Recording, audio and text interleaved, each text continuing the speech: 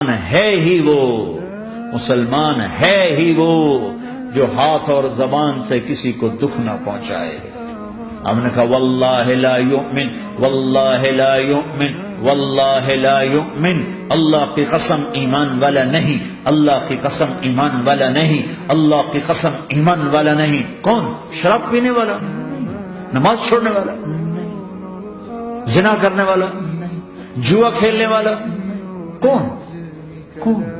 الذی لا یأمن جارہ بوائقہ، جو اپنے نیبر کو تنگ کرتا ہے وہ ایمان والا نہیں، جو اپنے پڑوسی کو تنگ کرتا ہے وہ ایمان والا نہیں، جو اپنے ساتھ رہنے والے کو تنگ کرتا ہے وہ ایمان والا نہیں ہے۔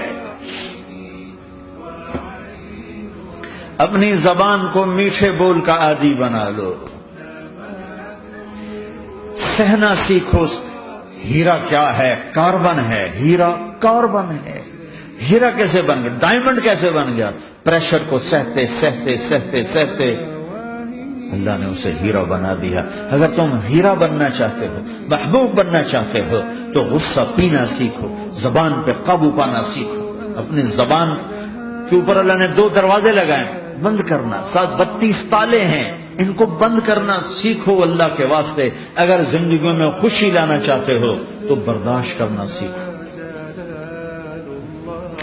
اگر زندگی کو برباد کرنا ہے تو زبان کھول دو۔ جس کی زبان کھل گئی اس کا دین گیا، جس کی زبان ہاتھ میں آ گئی اس کا سارا دین ہاتھ میں آ گیا۔ حضرت لقمان کا فرمان ہے، بیٹا میں چپ رہنے پہ کبھی اب پچھتایا، میں چپ رہنے پہ کبھی نہیں پچھتایا، مجھے چپ رہنے کا کبھی افسوس نہیں ہوا، مجھے جب بھی افسوس ہوا اپنے بولنے پر ہی ہوا ہے کہ یہ میں نے کیا کہہ دیا۔ ہائے ہائے، اگر تم خامند ہو تو بیوی کے لیے رحمت بن جاؤ، بیوی ہو تو خامند کے لیے رحمت بن جاؤ، ایک دوسرے کو عزت دو، ہاتھ اٹھانا، گالیاں دینا، یہ کہاں کی انسانیت ہے؟ پھر ہمارا معاشرہ جوائنٹ فیملی سسٹم ہے، ساس ہو کر سسر ہو کر بچے اور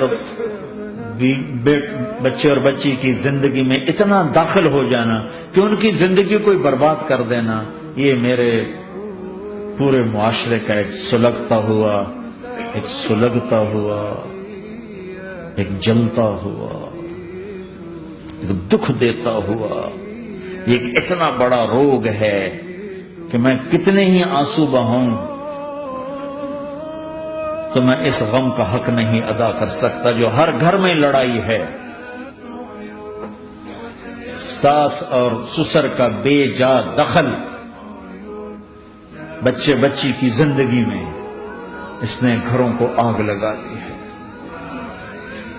ہمارے پڑوسی ذمہ دار ہیں، ان پڑھ ہیں بڑے ذمہ دار، تعلیم اتنی نہیں ہے، تو ان کے ایک بچے کا میں نکاح پڑھانے گیا تو ان کے والد بیٹھے تھے نکاح سے پہلے، ایسے ہی تو مجھ سے کہنے لگے مولانا صاحب میری بیوی نے مجھ سے کہا کہ دیکھو ہم دونوں عمر گزار چکے ہیں،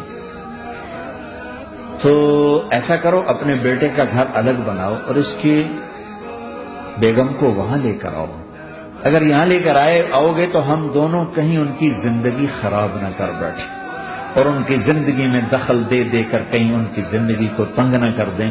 میرے بیٹے کا الگ گھر بنا، وہاں اس کی بیگم لوگ کے لے کر آ تاکہ ہم ان کی زندگی میں داخل نہ ہو سکے۔